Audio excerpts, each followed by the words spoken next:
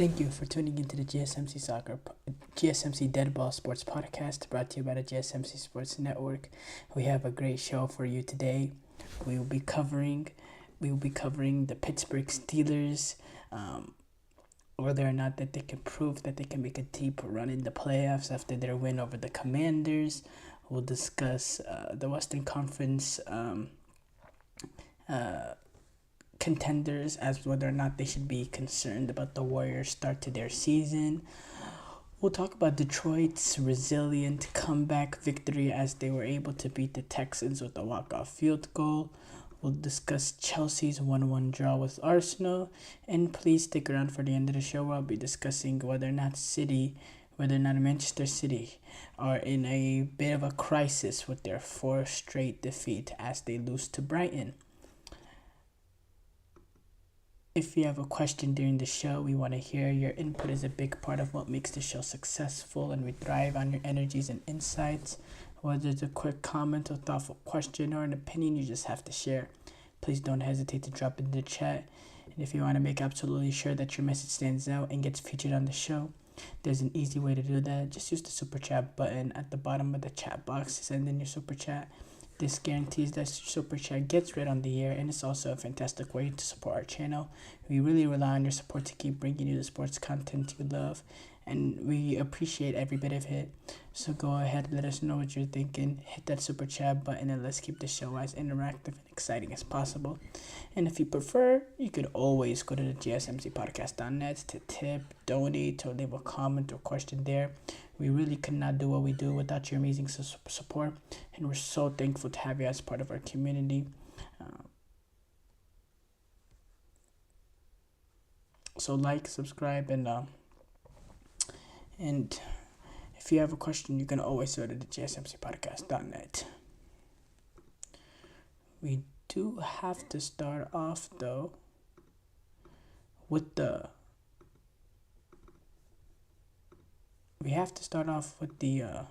Pittsburgh Steelers victory over the Washington Commanders.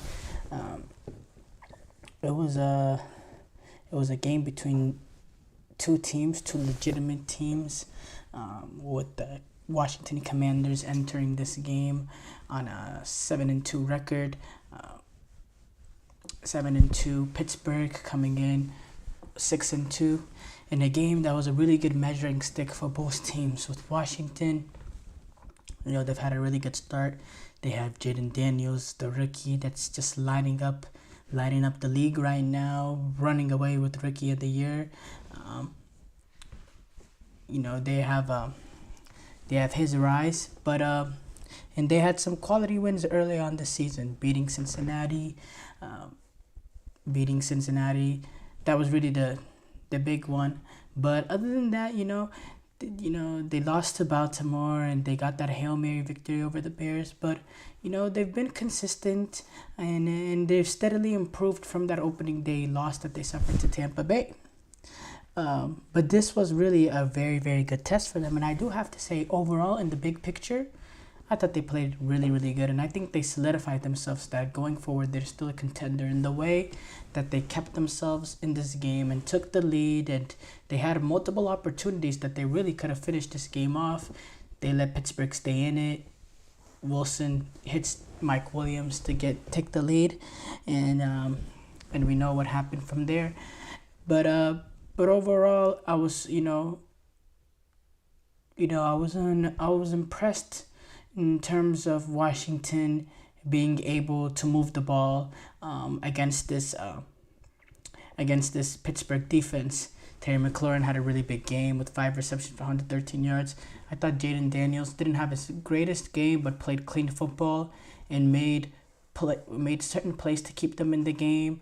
I thought Austin Eckler came up big with 2 touchdowns. The run game as a whole was not that efficient for Washington, which really could have helped them in this one. But overall, I have to say, going up against this Pittsburgh team, I thought Washington was able to get some offense going, more offense than I expected. As far as Pittsburgh, man, I thought entering this year that they would be, a 10-11 win team. with the with Russell Wilson, if he could look, if he look more like second year Denver compared to first year Denver, I thought that would have been enough. But this defense has started off elite and was able to carry Justin Fields through the first couple games. Now Russ has come back and he's commanding the offense. He gives this Pittsburgh Steelers team something that they haven't had since probably 2016. And that's someone who can consistently push the ball down the field. And Ben Roethlisberger, of course, he was that player, but in his later years of his career, he really struggling. He really struggled. He wasn't that Ben Roethlisberger that we knew and we grew up and loved. He wasn't that guy. And Russell Wilson, this game he made 2 to 3 throws downfield that, as Arthur Smith, whenever Arthur Smith was coordinating the games, was Justin Fields calling the game. It was a very conservative game. They were playing as if to let the defense win, to not lose the game rather than win the game. With the Russell Wilson and Pittsburgh team, offensively, they've expanded their playbook. They're going for it. We're seeing more, fabulous catches by George Pickens, catches that come out of nowhere, because Russell Wilson is giving them those opportunities to go for those 50-50 balls. Mike Williams, him, he got he got kicked out of the back door in New York. Relationship deteriorated with him and Rodgers. And now he's came into Pittsburgh, immediately making an impact with that big play, playing on limited snaps, getting that touchdown to give Pittsburgh that fourth quarter lead. For me, it was very, very impressive. And then there was a little bit of controversy in this game, that fourth down. Look, the ball is down wherever he gets touchdown with contact. When his knee touched the ground, and Zach Ertz, I'm talking about that fourth down, that Washington, that 4th and 9 from around midfield. When his knee touched the ground, the ball is just a little bit short. And then to compound that, Steelers are in a position in 4th and 1. They have the offense out there. I can look. I don't know for sure, because I don't know. I don't think Mike Tomlin spoke about it after the game. I'd have to check the presser. But I really want. I think there's probably a 0.00001% chance that on that 4th and 1 that Steelers had to ice the game, that they were actually going to snap that football. They went in there trying to get that delay, trying to get that offsides, trying to draw them off. There is no way they would have taken that 5-yard penalty. I don't even think they would. I don't know if they had a timeout left, but they probably wouldn't have even taken that timeout. They would have took that 5-yard penalty, the delay of the game, and they would have punted and relied on their defense to, and made Washington drive the field. There was no way they were going for that. But clumsiness, rookie mistake by the Commanders, defensive lineman jumps offside, game over, Pittsburgh wins. But look, Pittsburgh is a team that has no real weaknesses, in my opinion. I think offensively now with Russell Wilson, they can push the ball down the field. They have a pretty good run game with the combination of Najee Harris and Jaylen Warren. And by the way, they had I thought overall yesterday they had a really good game as a tandem running the ball. They ran the ball for 120 yards combined, Jaylen Warren, Najee Harris. Especially Warren with his 14 carries for 66 yards. I think they complement each other really well. With George Pickens, you have that player that you can occasionally, throw the ball to. The number one, I think Mike Williams now, you get a little bit more downfield action from him. I think he'll open up that offense even more with the combination of Russell Wilson. And defensively, Pittsburgh is arguably the best defensive team in the league, especially early on this season. We know how solid they are. Special teams-wise, you also have Cordero Patterson. We know, the amount of blocked field goals that the Steelers have had. They had a special teams miscue actually in this game with the fake punt attempt where where they couldn't get that to go. But overall, they're a very, very good defensive special teams unit. They have no weaknesses in this team. They can do every facet of this, every facet really, really well. And you compare them to the top teams in the AFC. Now the Chiefs are 8-0, and they just keep managing to win games. So, obviously, the Chiefs are ahead of them. But can you say definitively there's any team ahead of Pittsburgh other than that? Because I think these other teams have a weakness. I think Buffalo Bills, their offense is a weakness. Right now, they're 8-2, but look at the quality of oppositions. Just look at their wins. Buffalo, their wins. Arizona early on the season, which now looks like a better win than it was then. We know that Miami game, what happened in that game with Tua's injury and all that.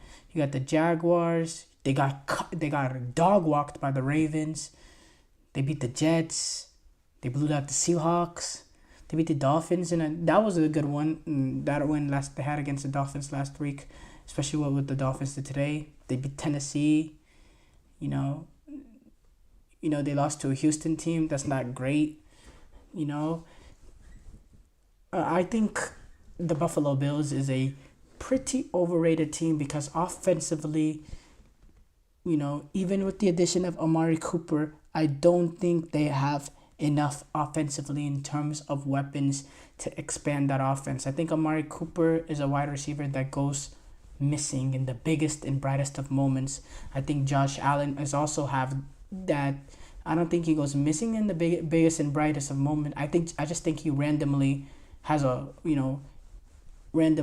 potential to go 9 of 30 as he did against the Houston Texans. He has that haywire gene to him too. Don't trust the inconsistencies of that Buffalo Bills offense. I don't think Amari Cooper is going to solve that issue. You look at Baltimore.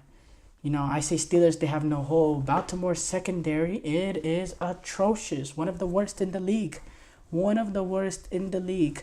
That's a major, major concern. Everything else about that Baltimore Ravens team screams legitimate Super Bowl contender. But that secondary, you can't have a weakness that big and be, automatically the second best team in the AFC. And then other than that, Houston has, I think CJ Stroud has regressed this season. We'll get to that later. Houston, they have their flaws right now. They've suffered some injuries as well. Not having Nico Collins, Stephon Diggs being out the season really made that offense look a little bit one-dimensional. Joe Mixon not looking like the Joe Mixon we saw earlier this season. Houston, that's an issue. I think Steelers are a better team than them. So overall, I'd put them as the second best team in the AFC. And honestly, you'd probably say they're playing equal level of the football of Kansas City. Kansas City is 9-0 because they're just getting it done. There's been games that they I don't even know how they have survived. How are they 9-0 is crazy. How are they 9-0 is crazy. The Buccaneers game, the Chiefs game, the Falcons game, the Bengals game. They're surviving. They're surviving in games, but they're not just surviving. They're surviving every single time. That's just the crazy. It's what happens when you build that pedigree as a Super Bowl team and you build that winning mentality. It becomes hard to lose. It becomes harder to lose games than win games. But I think Steelers proved themselves to be. Now, are they Super Bowl contenders? I think that's a little too far right now because I don't want to call any team really in the AFC a Super Bowl contender other than Kansas City, period. But apart from Kansas City, I think they're clearly the best team remaining. They're the most balanced. They have a quarterback that's done it before that's made a deep run in the playoffs. They have a head coach that's made a deep run into the playoffs. They have a head coach and a quarterback that both reached the Super Bowl. That's an important partnership, that head coach quarterback partnership, and they both have experience of making the Super Bowl, of reaching the Super Bowl. What other AFC team has that? Joe Burrow and Zach Taylor do, but they have not.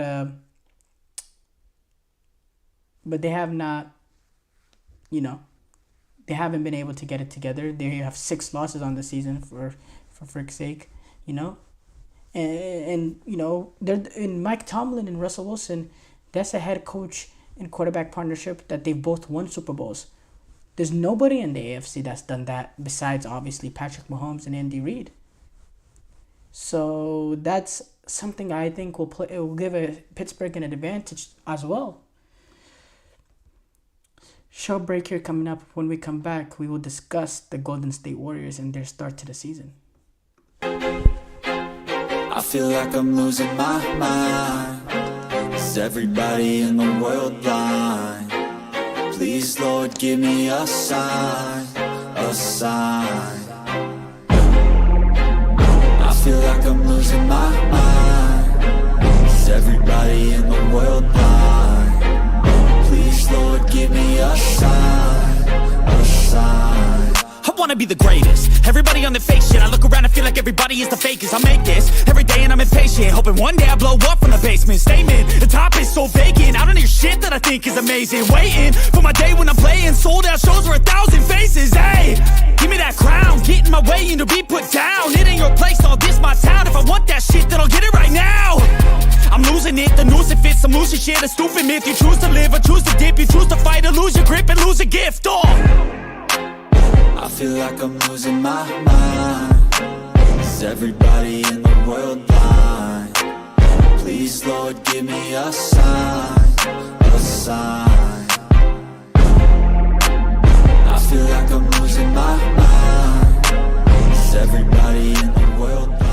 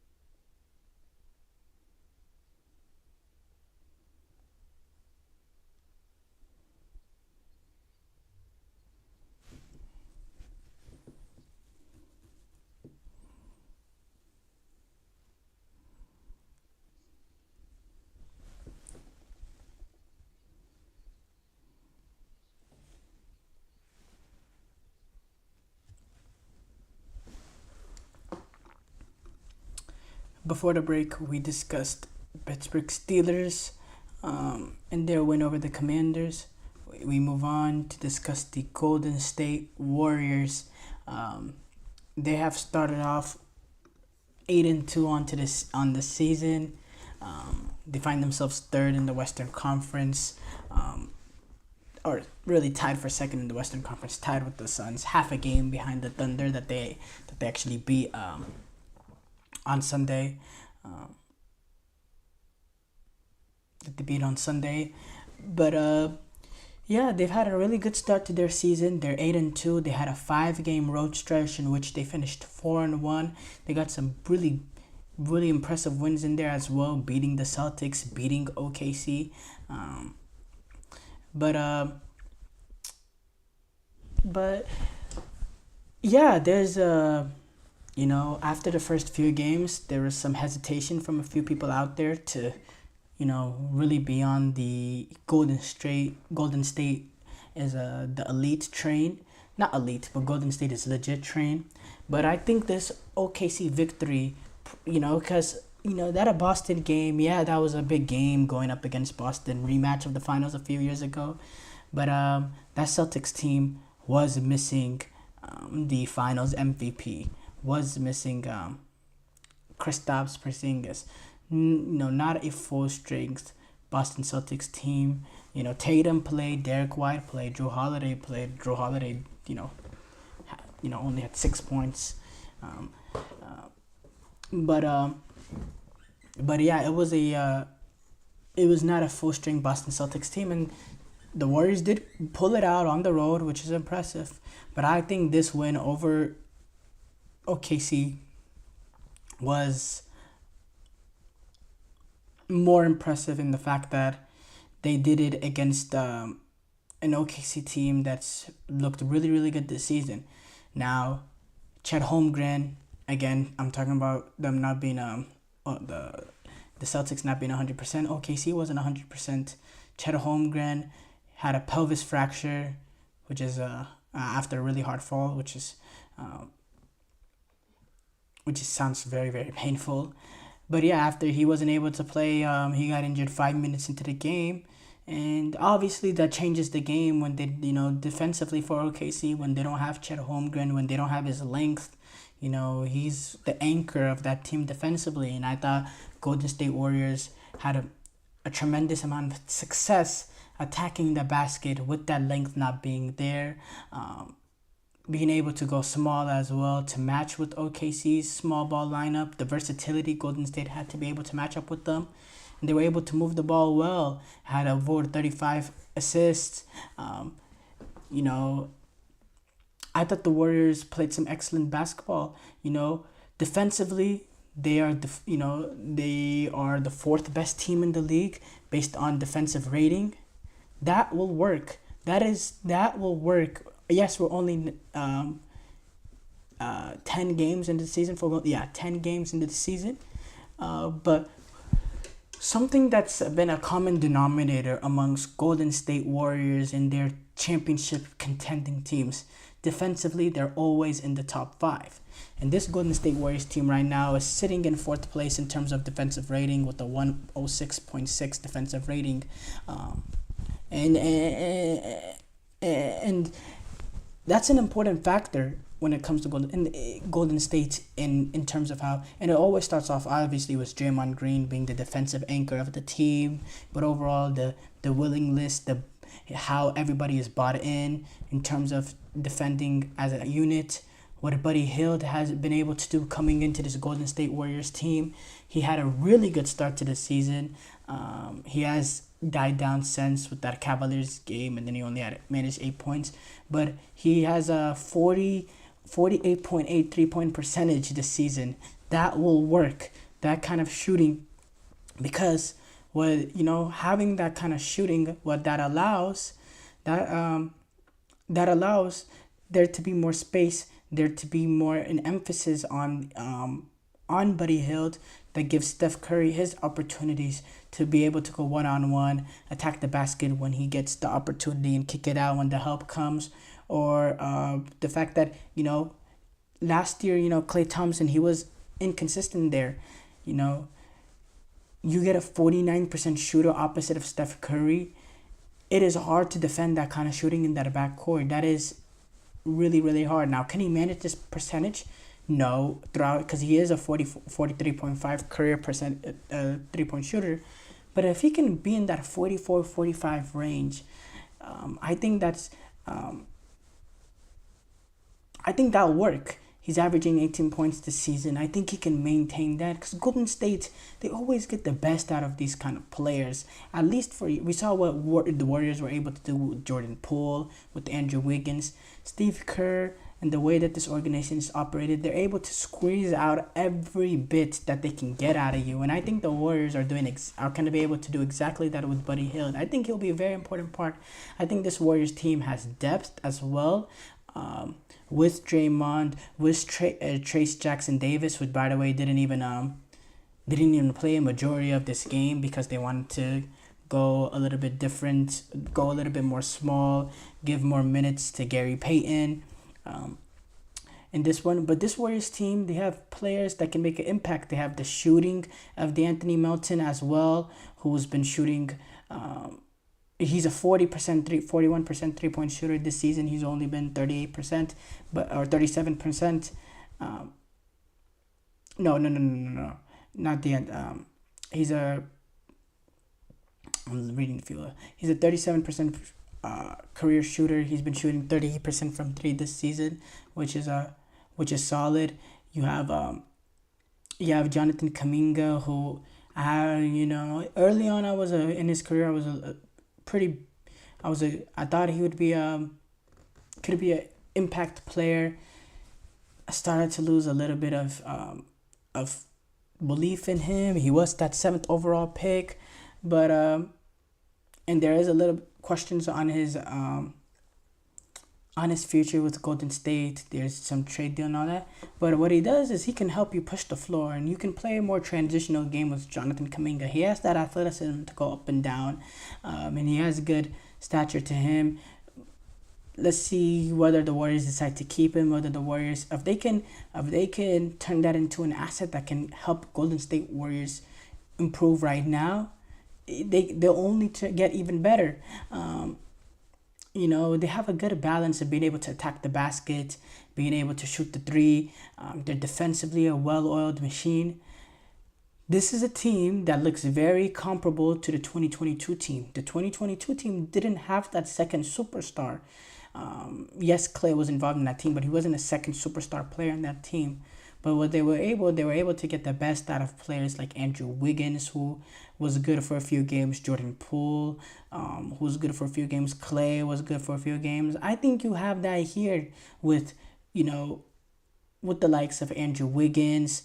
He had 18 against OKC. You got the likes of Buddy Hield as well. I think this team is pretty underrated.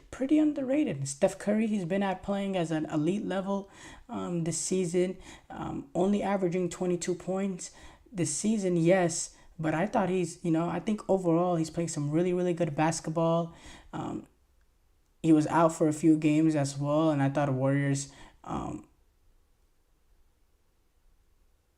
believe the Warriors finished 3-0 in those games, which it shows the depth of this Warriors team. When Steph Curry is out, the fact that, what happened in years past when Steph Curry has been out? They have looked horrible. They don't look like a team that can manage any sort of offense. In those 3 games, they're averaging, with the Pelicans, Rockets, and Warriors, I believe they're averaging a little less than, I think it's 119 points a game or something. That's really, really good with how much of a percentage that Steph Curry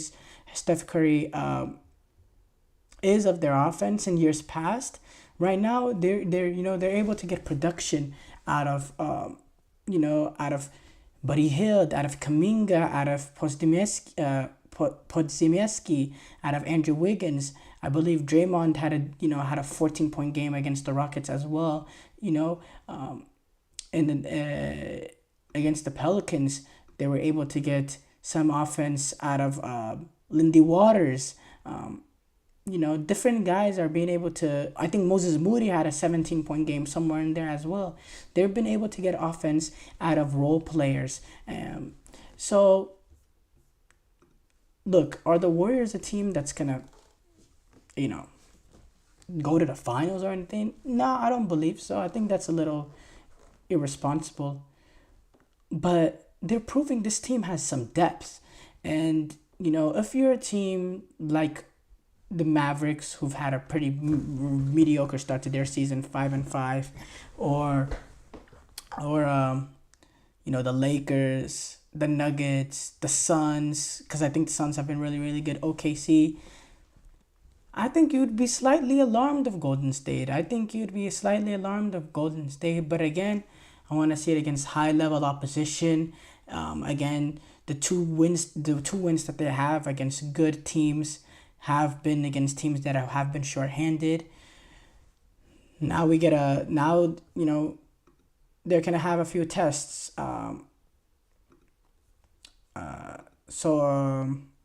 In these upcoming games, they play the Mavericks. Clay's return, that's obviously going to be a big emotional game. That's going to be a test for them. I believe after that, they have the Grizzlies. I'd like to see them more against opposition, with quality oppositions, with playoff potential opposition. But, right now, I'd be a little alarmed if I was outside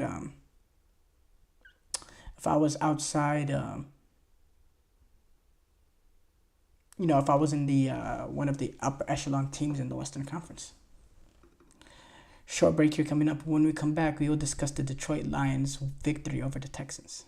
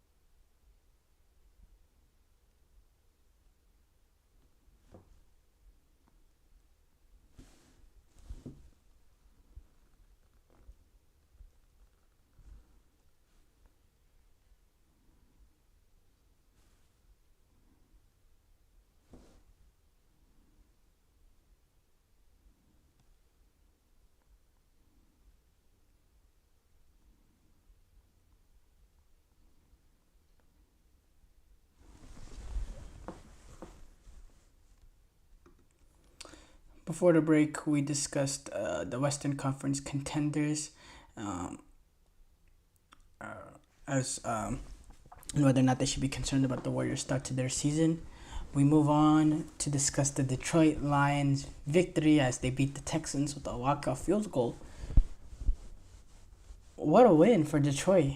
What a win. What a coming-of-age victory to really stamp yourself as the best team in the NFC and one of the best teams in the league. Now, I can't in good conscience say they're better than Kansas City when Kansas City have won back-to-back Super Bowls, have won three of the last four Super Bowls.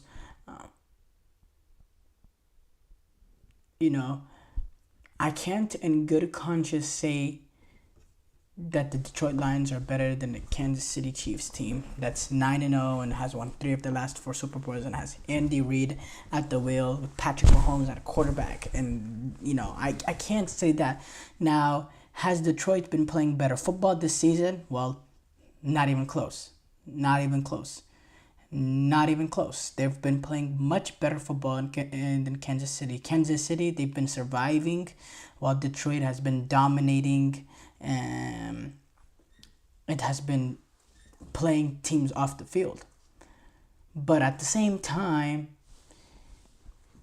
there is that factor of, doing it and having, I've already doing it before, having that elite quarterback, having that elite head coach that have that experience. So I'm going to give, to be honest, as long as Kansas City have the best record in the league, they'll always be number one in the power rankings. They always will be. And even if they don't have the best team in the league, at the end of the day, they'll still be the favorites because of the pedigree.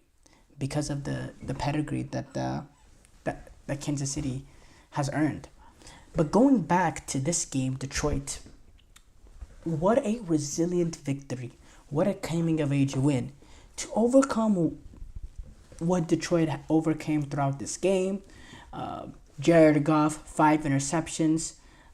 To put it in context, 1 did come on a Hail Mary, so really 4. But yeah, to overcome, Jared Goff's 5 interceptions, being down. I believe they were down 23-7 at halftime, and they had opportunities in that first half as well. It was 23-7. It really could have been a lot tighter. Miscues from Detroit, and in the second half, the miscues kept continuing, but Detroit kept themselves in that game, and then the Texans just unraveled. C.J. Stroud. A lot of people, they don't want to discuss this because of how brilliant he was last season. C.J. Stroud has regressed. C.J. Stroud has regressed this season. He has 12 touchdowns, 6 interceptions. His quarterback rating is an 89, which is solid. Or I think that's that passer rating or quarterback rating. I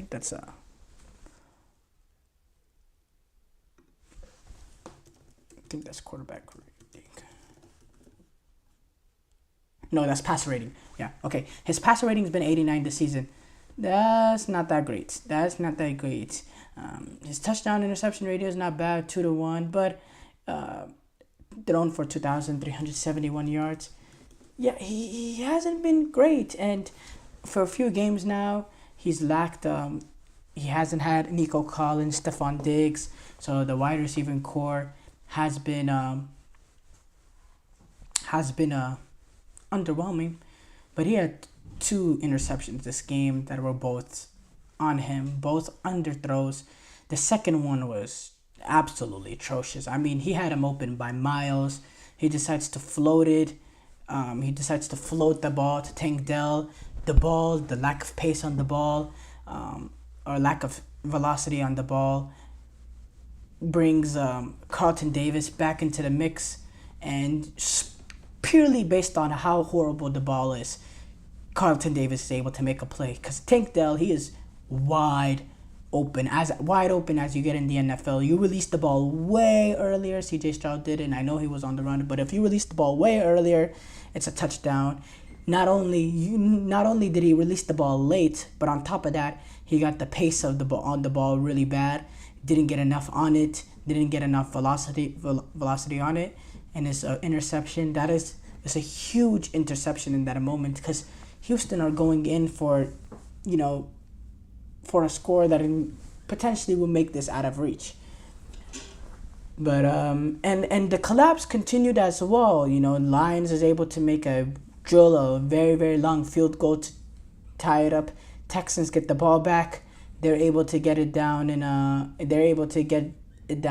field goal territory of their own. This time, Kaimi Fairbairn needs to take a long field goal of himself. Kaimi Fairbairn doesn't get it to go, and that puts Detroit in a good spot to potentially take a game for Jared Goff to get a game-winning drive, and he was able to drive them enough down the field to get into Jake Bates' range, who sneakily sneaks it past. Now, this is a coming-of-age victory for Detroit. I've said this now 3 times now, because their wins have been impressive this season. I thought it was really impressed with their win over the Vikings. They were able to destroy the Cowboys. They were able to destroy the Titans. They were able to, in some ways destroy the Packers, because yes, the scoreline looks close, 24-14, but they dominated that game, and they dominated that Green Bay team. They were able to have these dominant victories, but I wanted to see them handle some adversity, and boy, did they go through a lot of adversity. And keep in mind, they did this all on the road in Houston, which makes it even worse. So everything is going against you. You're on the road. The crowd is against you. The mental resilience and the toughness and the psychological toughness and the continuity of the team to not collapse, to not panic. Dan Campbell, I thought he remained poised in his decision making, which, I think could be semi-questionable certain periods. I thought he was very poised as well. They were able to stay resilient, stay in the game, and get that victory. For me, hands down, their most impressive win of the season. Yes, you're going up against a Houston Texans team that is challenged offensively, but that Texans team, they got 5 interceptions. They've been playing some good defense this season, and arguably a top 5 defense. I thought they made Josh Allen look mediocre. Jordan Love, they were able to pick him off a few times. Yes, Packers won that game, but they limited that Packers offense. The Texans defense is a solid unit, but Detroit was able to hang in there and get the result and get that victory. And yeah, look, that's a Super Bowl winning type of performance right there. That's a team that legitimately proved they can win the Super Bowl. Because we know they have the talent, we know they have the pedigree, but do they have that mental resilience? Because in the playoffs, you'll go through those games that you need to make one play to save yourself. You need to come back. You need to lead a game-winning drive. There will be those tight moments in the playoffs, and you'll need to be resilient. And the way that they were tested and the way that they passed the test in flying colors, look, for me, they're legit contenders. Show break here coming up. When we come back, we react to Chelsea's 1-1 draw with Arsenal.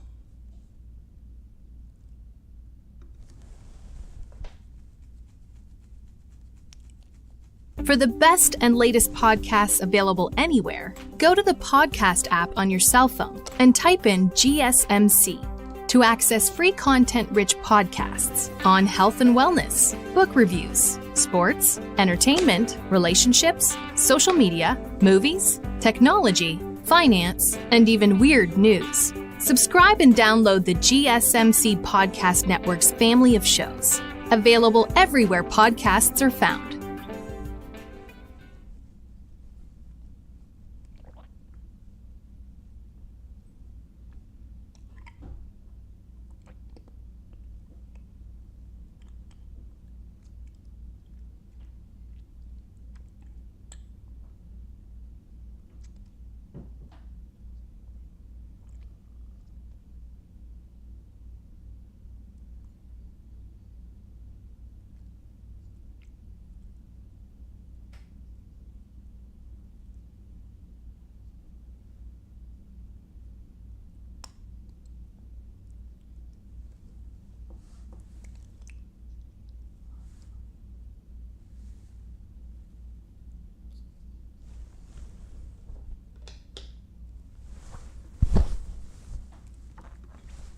Before the break, we discussed the Detroit Lions' resilient comeback as they defeated the Houston Texans with a walk-off field goal.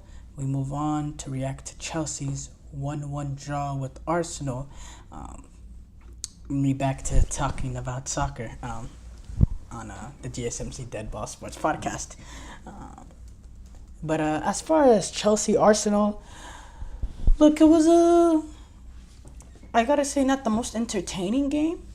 Not that I expected the most entertaining game entering this one. We know Arsenal, they have their challenges so far this season, and it was very, very important that they got, that they needed to win this game, but it was very important that, they get whatever result that they could get. So I didn't see them leaving themselves too vulnerable in terms of space, in terms of them attacking Chelsea. And Chelsea, is a team still growing in confidence, still growing as a unit, have had a really good start to the season. But to think that they were just gonna, completely rampage over Arsenal would have been a little bit immature and irresponsible. But overall, though, I thought it was an even game. You look at the statistics, basically 50-50% possession. Arsenal just edged it out, 51% there. Chelsea had more shots, 17-13, but same amount of shots on target. I thought both teams had their periods where they were more dominant, where they were more of the protagonists, that they were going after the game more. I thought both teams had their moments, but overall, I thought both teams just didn't do enough to earn the 3 points. I thought a point for both teams was very much deserved. I don't think any team was better than the other. Maybe you wanted to go and give Chelsea just a slight edge. But yeah, I definitely think it was even. And obviously I think, in my opinion, it's a really poor result for Arsenal, because, well, Chelsea don't have expectations to win the Premier League this season. Arsenal do, and they've already found themselves 9 points, 9 points adrift of Liverpool, who are sitting top. Through 11 games, 9 points adrift. Through 11 games, they've dropped points in more games than they've gotten 3 points. That's not a title contending team. 9 point gap with only 11 games played. That's not a title contending team. They've only scored 18 goals this season, and they conceded 12. Their goal differential 6 through 11 games. That's not a title contending team. They're sitting 4th place. Not a title contending team. Yes, they're only 4 points behind Manchester City, but City are going through their worst period ever under Pep Guardiola, with 4 straight defeats. I believe 2 of those fixtures came in the Premier League. The other came in the AFL Cup. But 2 straight defeats in the Premier League, 4 straight defeats in all competitions. City find themselves in a very vulnerable position, and even they find themselves 5 points adrift of Liverpool. I'd be concerned if I'm an Arsenal fan. Now, the thing is, you did get Martin Odegaard back, and by the way, as I've been saying over and over again, he is literally the only creative player that Arsenal had. And who's the one that came up with the goal? Who's the one that came up with the moment to get that opening goal with Martinelli? It was Odegaard, playing a lovely ball off his left foot, playing it into Martinelli's path. Martinelli, nice tidy finish. Really bad goalkeeping, in my opinion. Robert Sanchez. How do you get beat on your near post from there is beyond me. You gotta close off that gap. But I know what Robert Sanchez is and what he's not. Colwell is also bad defending, playing him on side, not being level with the line. 2 mistakes allows Martinelli in. And then the big man, Pedro Neto, scoring his first Premier League goal, and what a fashion, on his left foot. Nobody closing him down. Too big of a gap between the midfield and the defense. Nobody tracking Pedro Neto on the run he makes. Some people are blaming Martinelli. Some people are blaming Havertz. Seems like Martinelli came from Martinelli's zone, but Kai Havertz was in that zone as well as Pedro Neto pushed inside to make a play on the ball. None of those players tracked the run of Pedro Neto. Neto find himself a little bit on the verge of the edge of the box, on his left foot, into the corner. Beautiful finish. Raya, no chance. 1-1. And it deserved the goal, because I didn't think Arsenal deserved the 3 points in that game. 1-1, and yeah, fair result. And for Chelsea, I think they've had this game really proved the way that they were able to play against Arsenal. It's just really surprised me how Chelsea have improved in such a short manner. I thought this was a good account. Made a good accounting of themselves, and I'm very, very impressed. I do want to address Mikel Arteta's nonsense comments after the game, talking about this Chelsea game, and I don't know what the hell he's trying to say, honestly, but yeah. So basically, after the game, Mikel Arteta. Actually, let me pull up the exact quote, because I don't want to misquote him. But it was a very arrogant comment, and acting like they were able to as if like they dominated Chelsea, and it and it was really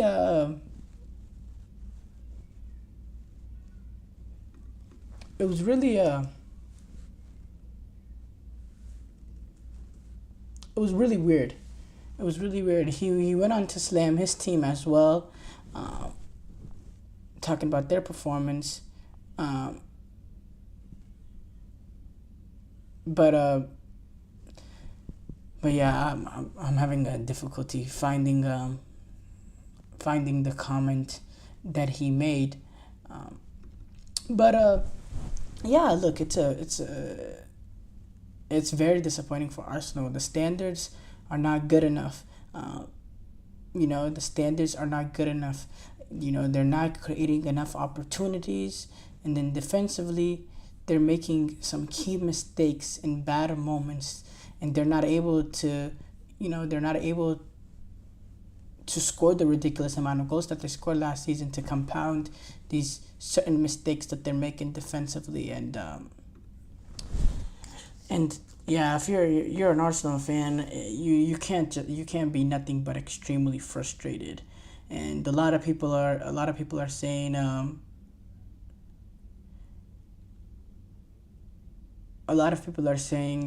that this international break coming at the right time. Well, you're 9 points. You're 9 points away from Liverpool. I mean,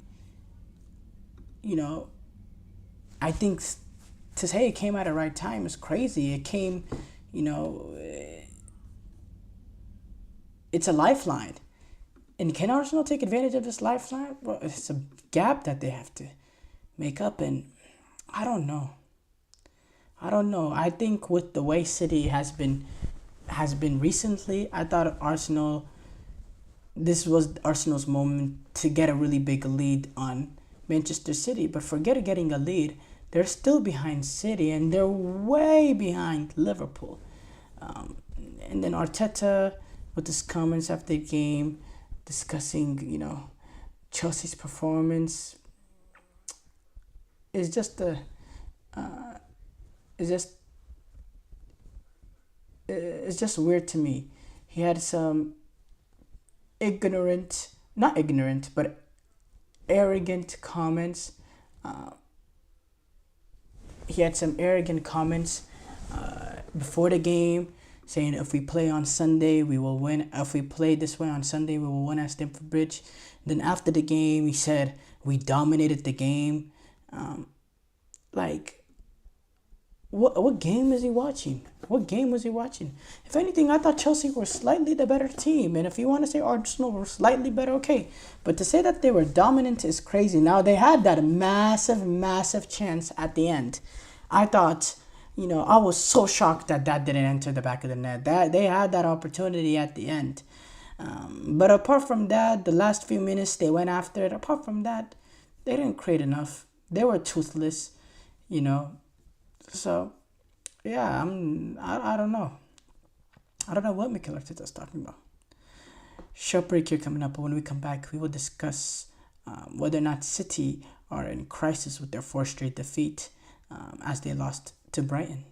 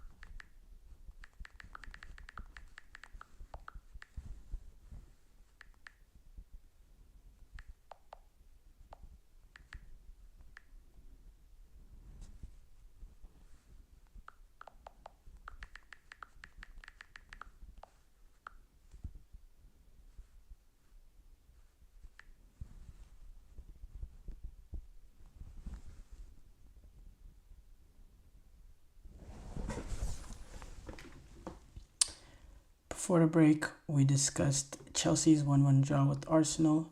We move on to discuss Manchester City and whether or not they should be in crisis after they suffered a 4 straight defeat for the first time in the Pep Guardiola era at Manchester City. To Brighton, 2-1 victory for Brighton City. They had a lead for majority of the game. Erling Haaland on the score sheet once again for Manchester City. Early on in this game, I believe this puts Erling Haaland at 12 goals. 12 goals in 11 games. Still ridiculous. Doesn't stop. 12 goals in 11 games. I believe he has 15 goals in all competitions this season. 15 goals in 15 games if you include Champions League. He's been ridiculous. Erling Haaland has been. But that early goal was not enough. They didn't really have to get out of first gear for a majority of that, of this game. But later on, equalizing goal came from João Pedro. Then Matt O'Reilly was able to get the second as the momentum shifted to Brighton. And then suddenly City found themselves 2-1 down, throwing numbers forward, and just couldn't get it done. And look, defensively they're making mistakes, and they're in this 4-game stretch that they've lost, they conceded a total of 10 goals in 4 games. That's not very Manchester City like, and it's easy to blame Rodri being gone because, well, Rodri did just win the Ballon d'Or, and there is a little bit of that scapegoat there. But I don't think it's just as simple as Rodri, And yes, Rodri is a big part of what they're trying to do defensively. But this is a Manchester City team that really lacks that defensive identity. They're trying to figure it out in that back line. Last game, they started Guardiola, who hasn't played much center half for Pep Guardiola at Manchester City, and Jemai Simpson-Pusey, who's a 19-year-old defender. I believe he had his first ever cap for City a few weeks ago or so now. And you're playing him back there, and they just lack that defensive identity and continuity back there. Sorry about that technical difficulty. But they lack that defensive ability and continuity back there, and it's really showing how they're defending, not in general, in total the games, but in certain moments they're making bad mistakes. They're allowing players in. They're not tracking the runners, and when you don't have that continuity, it will show. And now City, they're 5 points behind Liverpool. Pep Guardiola coming out after the game with some ridiculous comments. By the way, there's been a lot of managers that came out with some ridiculous comments over this past couple of days or so. And now it's Guardiola saying maybe it's a chance for another team. I guess him trying to play his mind games. But I think it's overplayed, this Manchester City's dominance is ending. No, bro. No, let's just, let's see what Manchester City we get after the international break. Because Pep Guardiola, he's kind of thinker. He's going to, be back in the drawing board. He's going to analyze the performances. And I think he'll come up with the solution. And I think the international window for Manchester City comes at a perfect time because they're still only 5 points behind Liverpool. And they've came back from much, much worse. So thank you guys, though, for tuning into the GSMC Soccer Podcast presented by the GSMC Sports Network. Your support means a lot to us, so please remember to subscribe to the show and leave a positive review. It really does make a difference. We also invite you to follow us on Facebook, Twitter, TikTok, and Instagram for more content and updates. So thank you once again, and have a wonderful, wonderful day.